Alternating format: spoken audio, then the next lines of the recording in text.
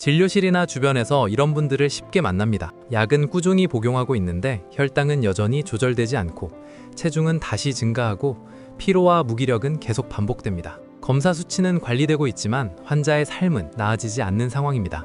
이때 우리는 질문해야 합니다. 지금 질병을 치료하고 있는지 아니면 정작 그 원인을 놓치고 있는 것은 아닌지 말이죠. 이 질문에 대한 답이 바로 라이프스타일 메디슨입니다. 생활습관의학은 질병의 결과, 즉 증상만을 다루는 것이 아니라 그 질병을 만들어낸 삶의 방식과 생활습관이라는 근본 원인을 다루는 의학입니다.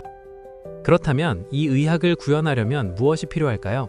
2025년 업데이트된 라이프스타일 메디슨 코어 컴피턴시즈는 여러 주요 영역으로 구성되며 각 영역별로 관련된 세부 역량들이 포함돼 총 89개의 핵심 역량을 이룹니다. 이 역량들은 임상뿐만 아니라 교육, 연구, 공중보건, 정책까지 이 의학을 실제로 적용하기 위한 핵심 기반이 됩니다. 이러한 역량을 바탕으로 할 때 우리는 단순한 수치 개선을 넘어 생활 습관과 행동, 그리고 건강과 웰빙, 수명 등 사람들의 삶 자체를 긍정적으로 변화시킬 수 있습니다. 이번 영상에서는 이 방대한 역량을 이해하기 위해 핵심적인 5가지 영역으로 재구성하여 살펴보겠습니다.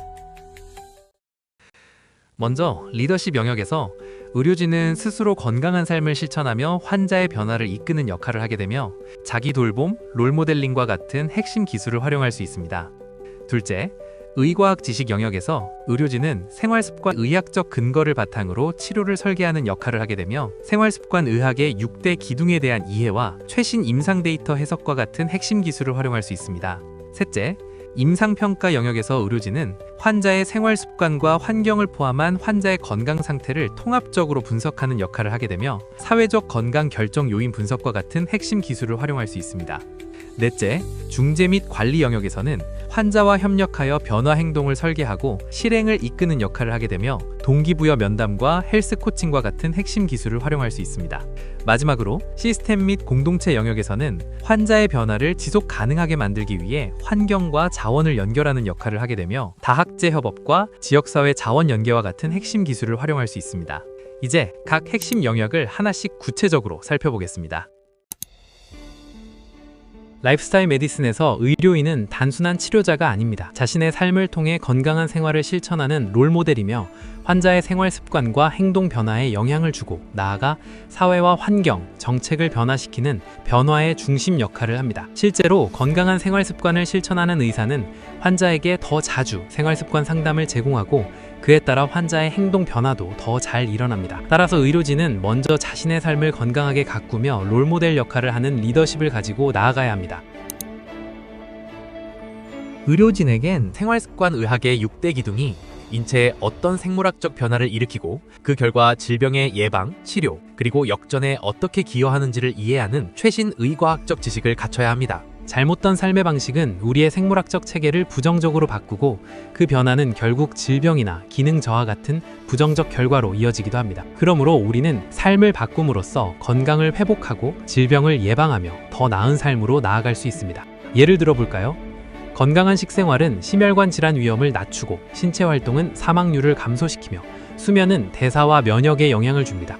또한 스트레스는 염증을 증가시키고 사회적 연결은 생존율에 영향을 미치며 흡연은 주요 사망 원인으로 작용합니다.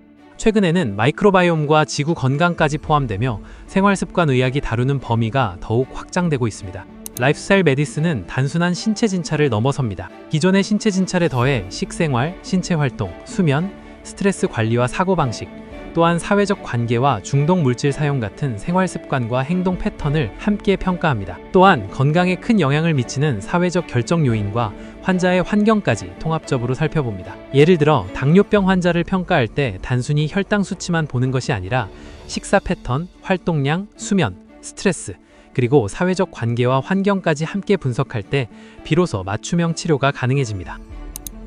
라이프스타일 메디슨의 중재는 질병 치료에 머물지 않습니다.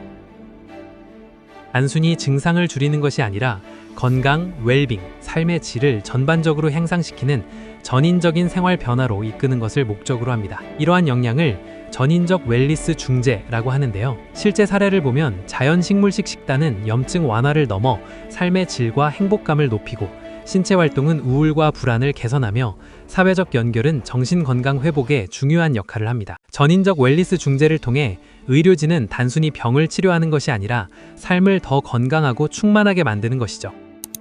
마지막으로 라이프스타일 메디슨은 개인 치료를 넘어 의료진, 가족, 지역사회, 그리고 시스템 전체를 연결합니다. 관계 속에서의 공감과 지지, 지속적인 지원 체계, 그리고 지역사회 자원의 활용이 건강한 변화를 지속 가능하게 만듭니다.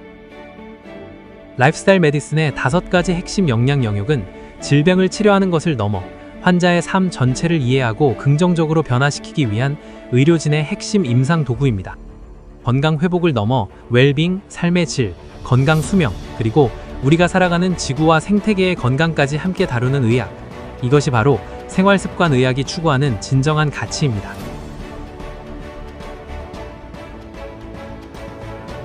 이제 그 답을 만들어가는 것은 우리의 선택에 달려 있습니다.